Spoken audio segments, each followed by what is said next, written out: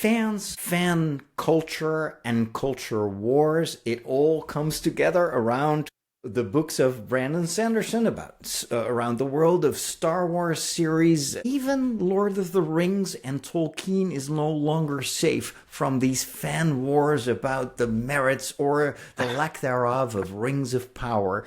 We want to talk about it today. I'm Father Roderick. I'm a priest. I'm a geek, and I am writing my first fantasy book. And my co-host is still Dominic D'Souza. Yep, Dominic. I am also a novel writer, a geek, founder of the LegendFiction community, and we're running this series of conversations to talk about Brandon Sanderson because we've both read a couple of his novels between each of us, and what he's done is absolutely stunning. Not only for storytellers, but also for people who love reading novels. And we want to talk about the fact that Sanderson has kind of entered the chat with his new trilogy that's dropping soon. What I immediately was worried about was how are the fans going to react? Because, fan toxicity has been on my mind for a couple of years now. I am a huge Star Wars fan, and for most of my life, Star Wars was my safe place. It just Star Wars fans were the best, and it was with even with the Phantom Menace, the prequel trilogy. That's where the first seeds of discord started to appear, and that became much worse with the sequel trilogy, where you would have the super fans, and I still consider myself to be a super fan, but you also had this raging hate and this. People just talking about Star Wars as if it was the worst thing that ever happened to the galaxy. And for a long time, I kind of found refuge in the fantasy fandom as like a new safe place where people are, and I think still the majority, we're always talking about the minority of loudmouths, but I do believe that the fantasy world is filled with the majority of people are amazing. Absolutely. And so kind and so friendly.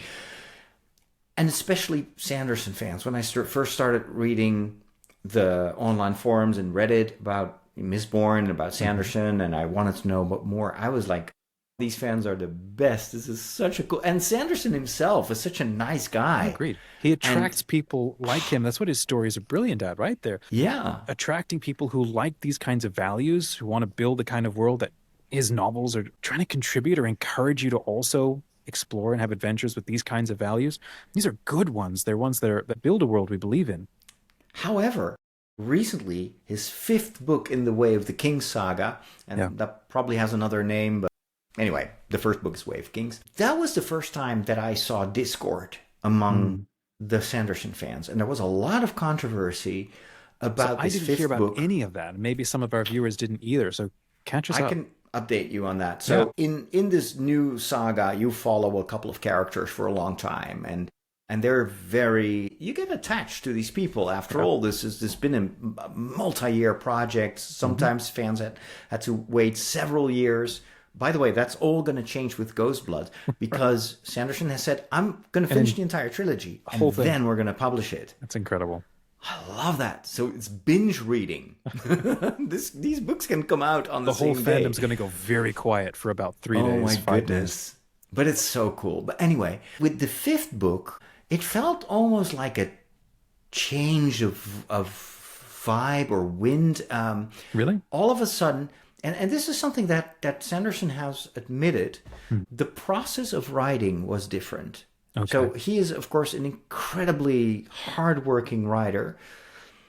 But for this fifth book, he enlisted the help of a number of what is called in the current publishing business, like sensitivity readers. Oh, interesting. This is a kind of a new phenomenon, but and in itself, there's nothing bad about that. No, it could be very helpful. You have a couple of people that, for instance, know the culture of certain minorities very well. Or let's say you want to introduce a character from another culture in your books, but you yourself are like not this of that white culture. Priest from the Netherlands, very European, and all of a sudden I want to write about some kind of native tribe, etc. In those situations, sensitivity readers are important because it's so easy to offend, because you think that you are, as a writer, able to write other cultures, but you might actually, be very insensitive. Now, of course, the Cosmere is a fictional universe, Right. but as every story, it mirrors the world in which we live. It's about human beings, right? Of course. And the way in which this is written for a number of fans was so over the top, politically correct. Oh, really? That they started to accuse Sanderson of going overboard. And some people were really offended by this and felt like all of a sudden Sanderson has become political. Gotcha. But it's not the kind of politics that we like. And so there's this massive controversy.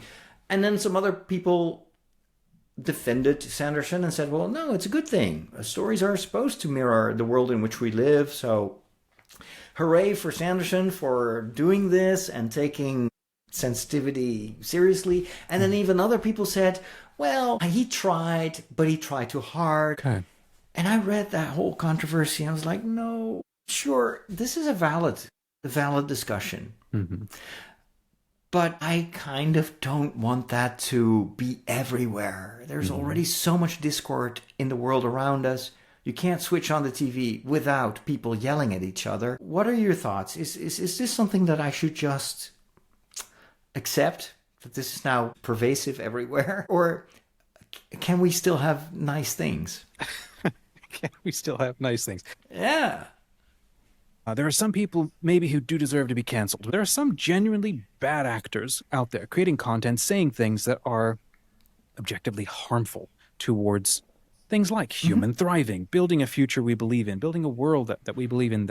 So there are plenty of voices that are trying to tear that down. And this is not isolated to one particular political party or ideology. We all do this. It's a very natural human thing. Be like, I'm right, you're wrong. It's a very awful human tendency to learn to walk to a company with, other people, to learn to debate with them and to challenge with them from a place of calmness, to invite friendship with other people, especially people that we disagree with. These are things you have to choose to want to become. You have to practice and cultivate this. So am I hearing you correctly that kind of like our innate nature is to fight and to oppose others, and then it's a kind of learned behavior that we take our time and I think so. I think you have more to patient? be you have to be taught that. You have to model that. You have to see that. You have to want it. And then we have to work at it and want it together.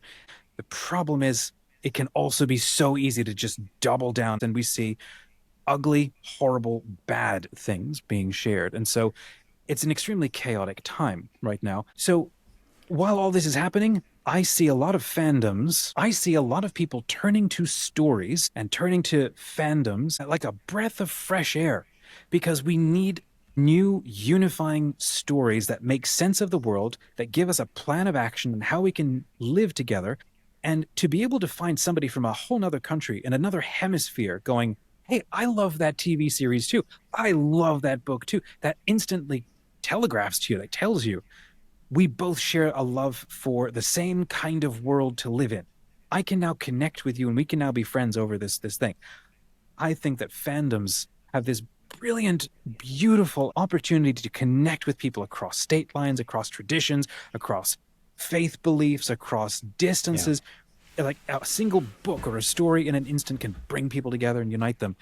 I think fandoms are the future for human thriving, because it's these stories that give us a shared sense of here's how we solve problems in the world together. I think what I have learned from these recent years of high toxicity in almost any fandom is it's not because of the stories. It is more, I think, because of the influence of the algorithms that have been trained to fan the flames. And it requires a deliberate decision to not engage with that kind of content. But we can try to invest in different attitudes. The fantasy world is not just about making the most money by creating the most controversy. I think that ultimately fantasy and also the world of science fiction will thrive because they've always traditionally been a place where we can escape. A place of friendship, right? Like you go to Renaissance fairs all the time. What Tolkien writes about in his book on fairy tales, where he talks about this guy who is in prison. And he says, that fantasy story, a fairy tale for someone who is in prison, can make that person forget about his current confinement and this drab world that surrounds him, and helps him to dream about a potential future where he will be free again. And I feel like that is such a beautiful way of telling us why we should strive to nurture a safe and friendly fan environment, because we need that. We cannot always be in flight or fight mode. Our nervous system, and even our spirituality, our soul needs liminal spaces where we can feel safe and where we can truly be excited. And that's what I see on a lot of these fantasy conventions. It is, those fantasy conventions are not just about one story. It's about all the stories and all the books. And it feels to me that everybody is there with the decision. They made the decision to be there to have a good time and to make sure that other people have a good time. I genuinely think people want that. Yeah, people want that. They want that, the fun, the friendship, right? I think we're exhausted by all of this toxicity. You know, I'm reminded, it's the Joker in the Christopher Nolan series, right? And the way that he just trolls Gotham. He trolls Batman. He trolls people because he has a dark idea of what it means to be human, and he pits people against each other, and he's an absolute monster of a human being. And that line from Albert where he says, some people just want to watch the world burn. And I'm thinking about the trolls in these online fandoms. I don't think they actually care. They're there for the trollingness of it. They want to create and burn and cause problems. Everybody acts because they need something. They want to accomplish something with those actions. See, you're a nicer person than I am. I think trolls can be absolutely... this is theology. This is Thomas Aquinas. Everybody's motivated by good. You cannot be motivated by evil.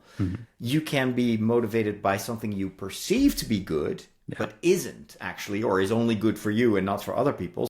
But I think even trolls are responding to a deep need in their souls. They're hurt. They're damaged. And they think the only way to compensate that, or even maybe to escape from their own difficulties in life, is by attacking, is by getting that adrenaline of like making a point, attacking someone else. And I think it is our duty to be kind of the knights of a new era, where we will bring back this kindness and this empathy into the world. And that's going to be the topic of our last segment of this week, where we will talk about the importance of fan events like Comic-Con, like those fantasy events, and of course also the Legend Haven Con that we are organizing in October. If you want to hear more about that, make sure to go to legendfiction.com or just Google Legend Haven. And we'd love to stay in touch with you. Let us know in the comments what you thought of this discussion and give us your reaction and where you stand. And of course, join us for Legend Haven, because it is the friendliest fiction convention in the galaxy.